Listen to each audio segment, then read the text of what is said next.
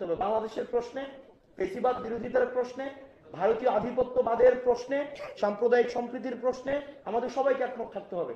একমত না থেকে যদি আমরা আমাদের এই মাইনর ইস্যুগুলো, আপনি আমার পার্টি নিয়ে সমালোচনা করবেন সারাদিন, আমরা ফাইন্যান্স কোথায় পাই, এটা কোথায় পাই, সেটা কোথায় পাই, টাকা কোথায় পাই, দামি শার্ট কোন জায়গা থেকে পরি, জুতা কোন জায়গা থেকে পরি, এগুলো আমাদেরকে নিয়ে কম সমালোচনা হয়?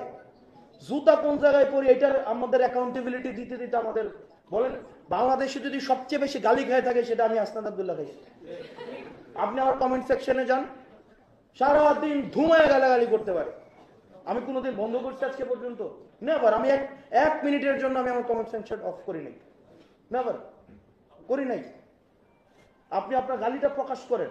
এই সহনশীলতা যদি আমাদের মধ্যে না থাকে, তাহলে আমরা যখন বলবো আমরা মত প্রকাশের স্বাধীনতা দিব, আমরা ক্ষমতায় আসলে আমরা এটা দিব, আমরা বুঝা যাই যে আপনারা কোন মত প্রকাশের স্বাধীনতা দিবেন, এটা কিন্তু আমার বোঝা হয়ে যায়।